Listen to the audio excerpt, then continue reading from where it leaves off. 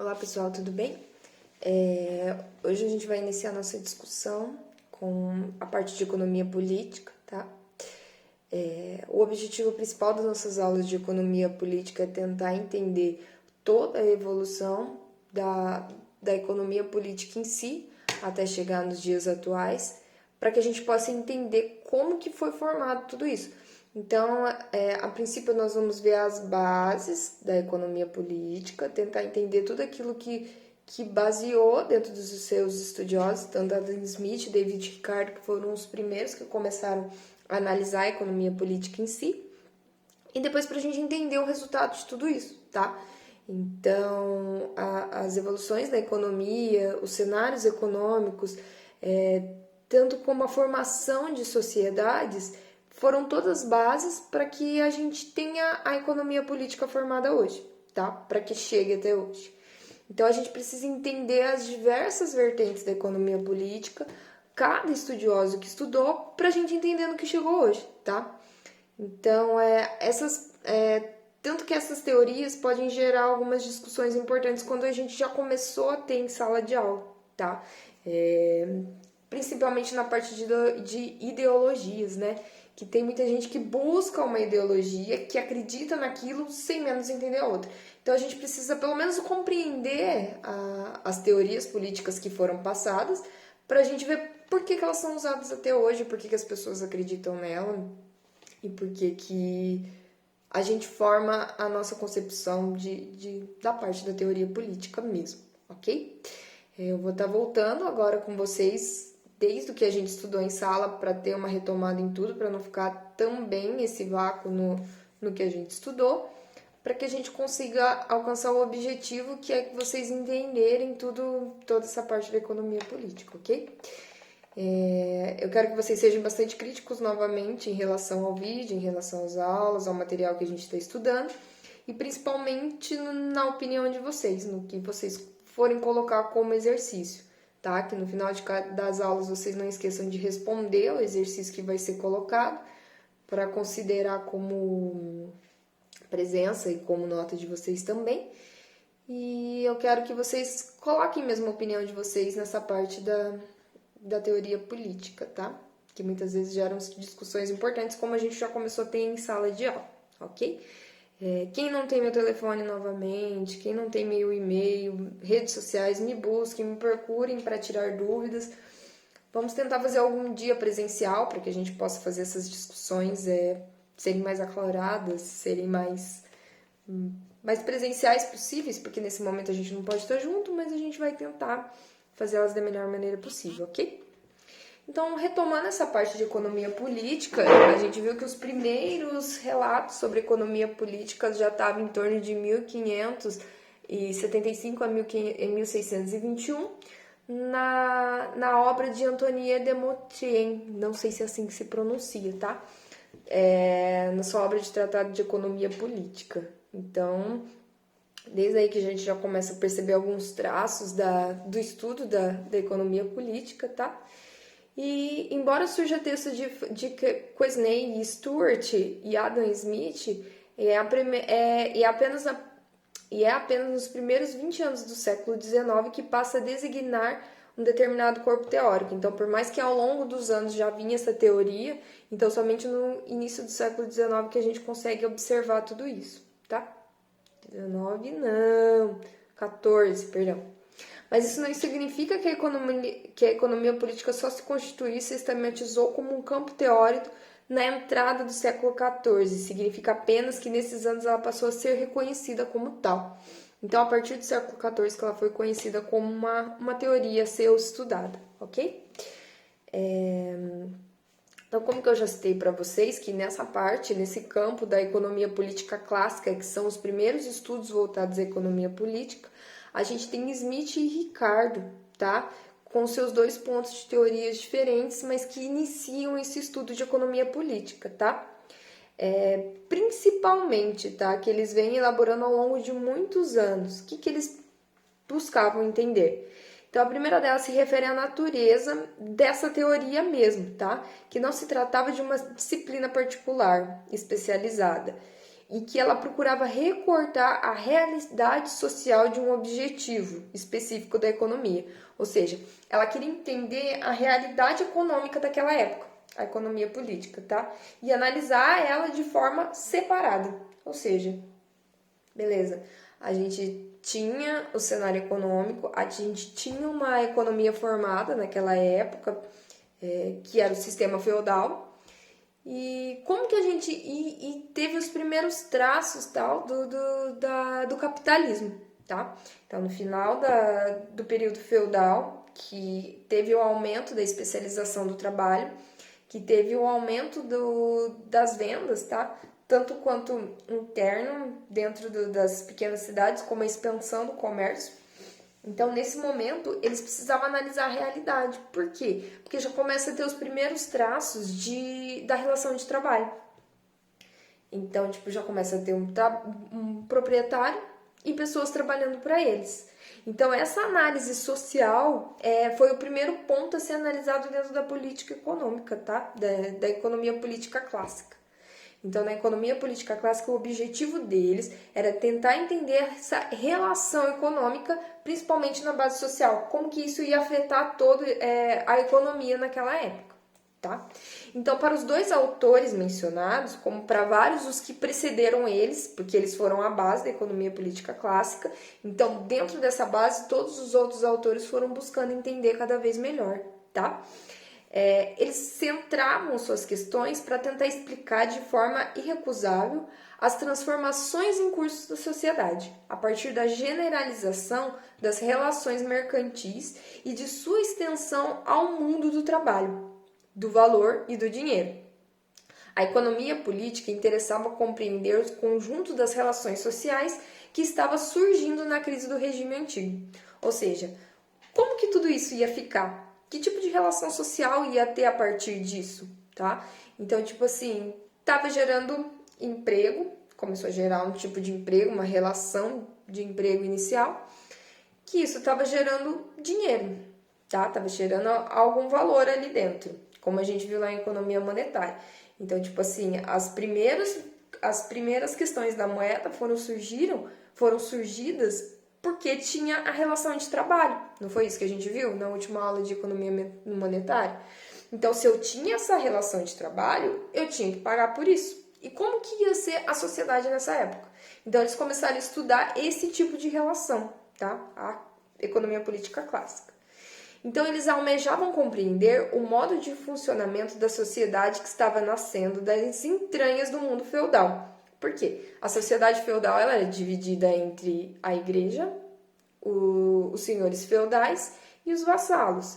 Então, tipo, eles detinham um certo tipo de proteção, né, dos senhores feudais e eles trabalhavam para os senhores feudais em troca disso, ou pela igreja, porque a igreja também era um grande proprietário de terra na época. Então, como isso começou a mudar, como começou a surgir um tipo de, vamos dizer, de uma sociedade em si, em torno de geração de emprego, em geração de renda, em um sistema monetário que começou a sentir, eles precisavam analisar tudo isso que estava de novo, que para eles era novo isso. Tudo isso não tinha acontecido ainda, né? Então, eles queriam fazer uma visão desse novo conjunto social, dessa sociedade que estava surgindo, né? Então, eles não se colocavam como cientistas puros, mas como que eles tinham claros objetivos de intervenção de política e social. Então, o que eles queriam intervir para que isso funcionasse da melhor maneira possível, porque era tudo novo, não sabia como que funcionava. Então, para que funcionasse isso da melhor maneira possível, eles achavam que deveriam interferir de alguma forma. E não como um cientista, mas tentar analisar esse perfil que estava surgindo aí, tá?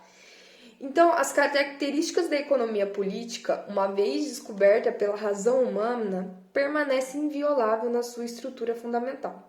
Então, o que a economia política clássica buscou estudar? A relação do dinheiro, capital, lucro, salário, mercado e propriedade privada. Tudo isso que se relacionam entre si. Por quê?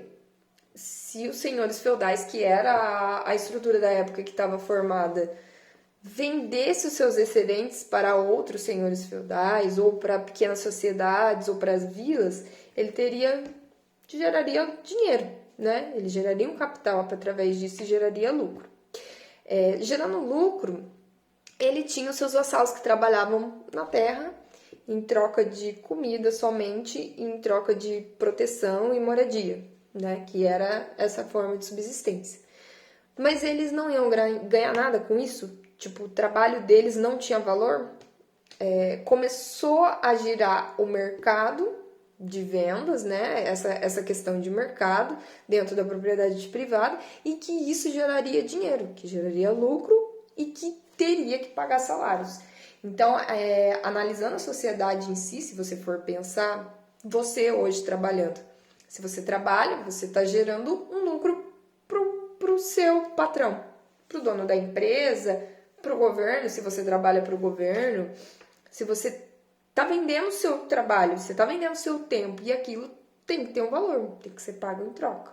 Então, isso não existia naquela época, essa relação de trabalho. Então, é isso que eles começam a estudar, que essa relação de trabalho deveria existir e que deveria receber por isso, não só em troca de moradia ou de comida, mas que gerasse renda e emprego em cima de tudo isso, né?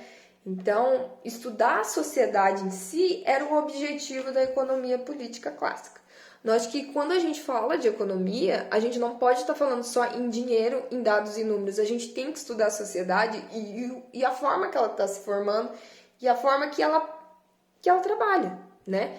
Como que essa sociedade é formada? Como que as pessoas estão vivendo lá dentro? Como que eu vou gerar cada vez mais emprego e cada vez mais renda se eu não entendo a sociedade, tá? Fica uma questão para vocês pensarem aí. Então, desde a economia política clássica, os clássicos já pensavam nisso, né? De que era necessário entender uma sociedade, que você precisa entender a sociedade. Você entendendo ela, você consegue realmente desenvolver cada vez mais ela, ok?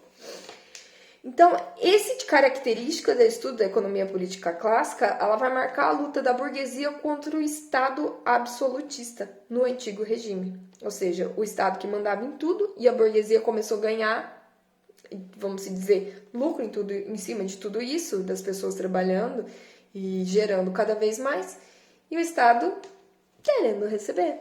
A gente não costuma ver isso, costuma? O Estado querendo receber.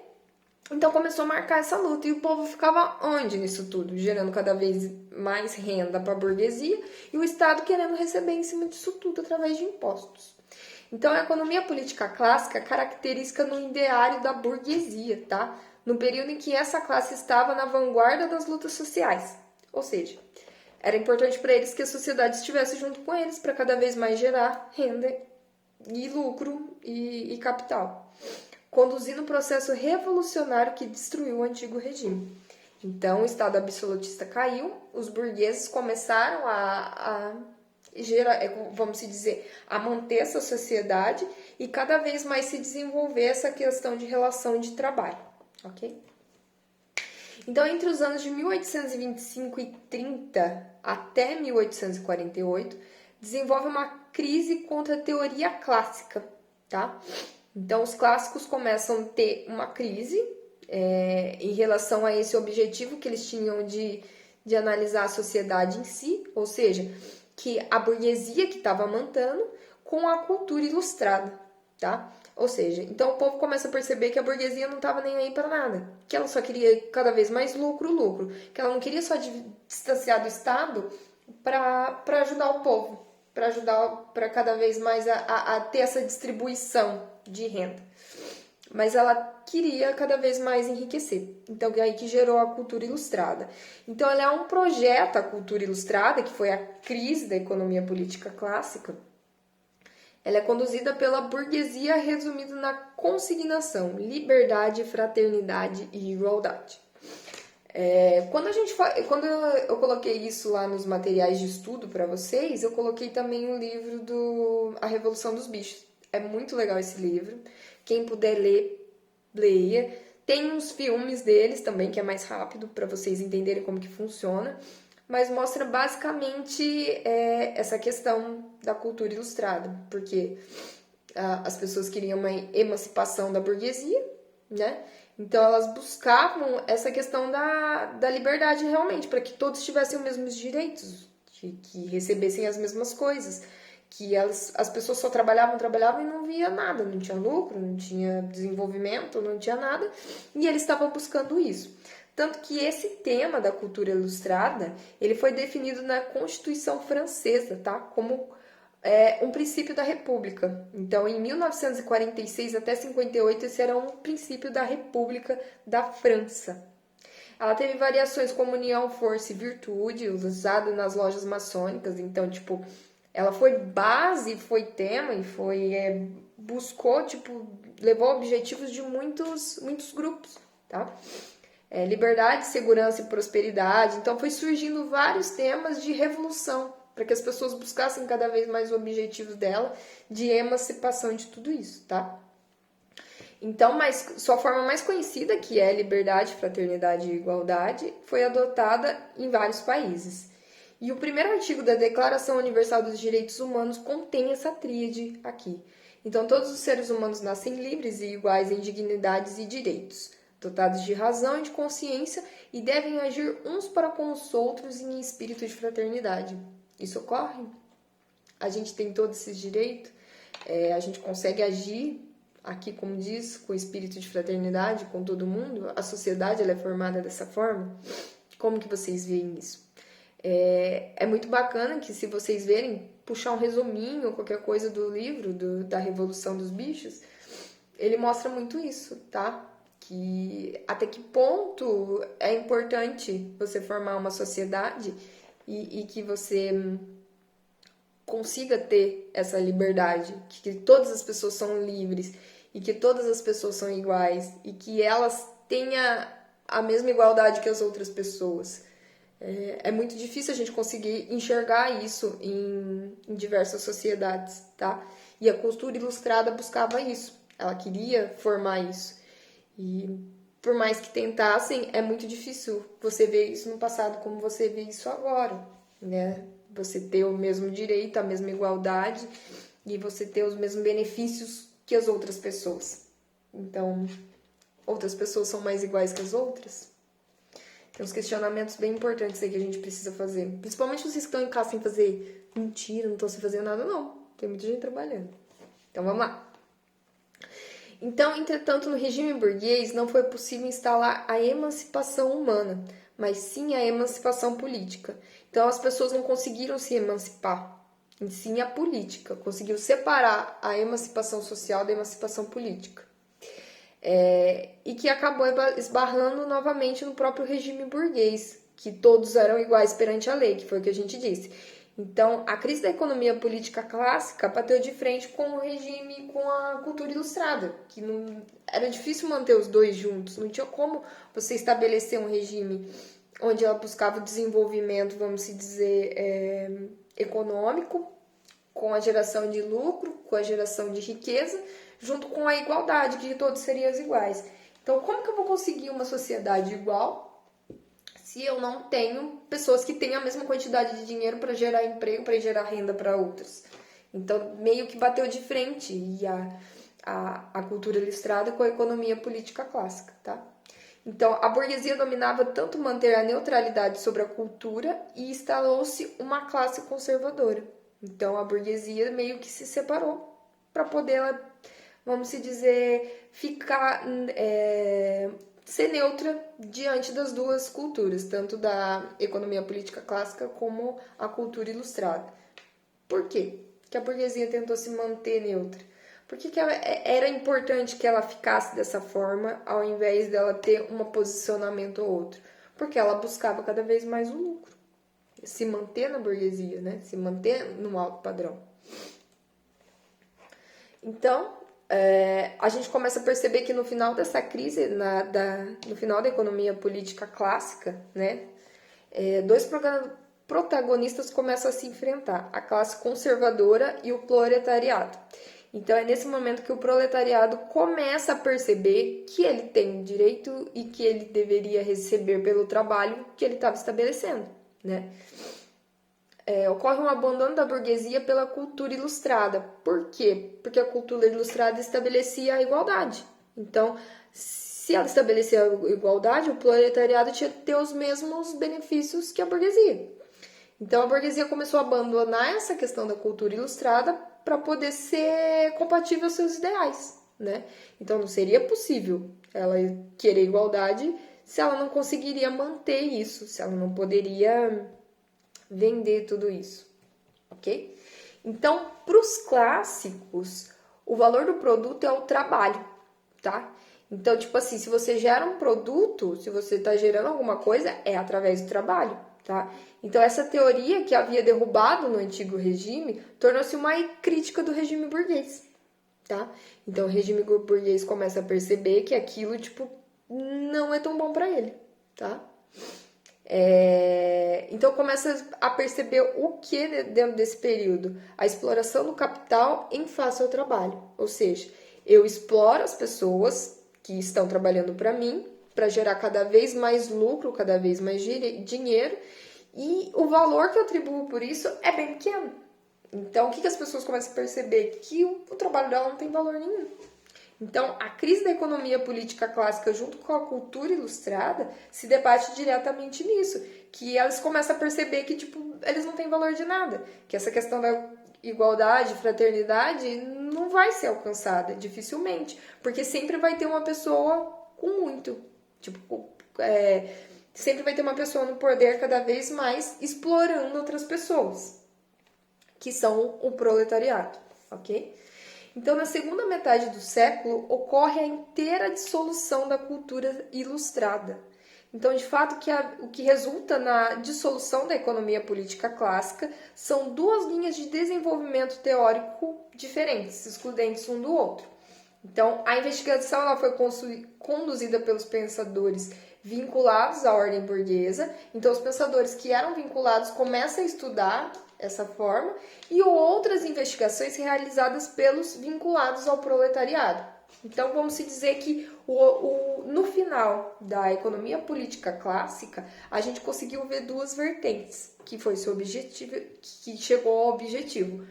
A primeira dela é os ligados à burguesia, que vai pensar na acumulação e no desenvolvimento cada vez mais de indústria, de renda e de riqueza, e os vinculados ao proletariado, de que eles sim deveriam receber e serem valorizados por aquilo que eles estão trabalhando, tá? Então a gente vai ver essas duas vertentes nas próximas aulas, tá? De que os que eram da parte burguesa, os que estudaram essa questão, essa análise da parte burguesa, e o que estudaram da parte do proletariado. Então a gente vai ver claramente isso, é o que mais gera discussão, porque são duas vertentes diferentes. Então, a gente pode ver a dissolução da economia clássica e da cultura ilustrada e como que elas se separaram e foram estudadas de formas diferentes, ok? Por hoje vai ser isso. Então, eu acredito que a gente chegou ao objetivo da nossa aula de tentar entender como começou a economia política e até onde ela pôde chegar ao seu objetivo de entender por que os pensadores se diferenciaram tanto e porque isso gera tantas partes ideológicas até hoje. Eu vou deixar o exercício no final, vocês me respondam e se tiver alguma dúvida a gente vai conversando ao longo dos dias, tá bom? Muito obrigada, até mais, pessoal!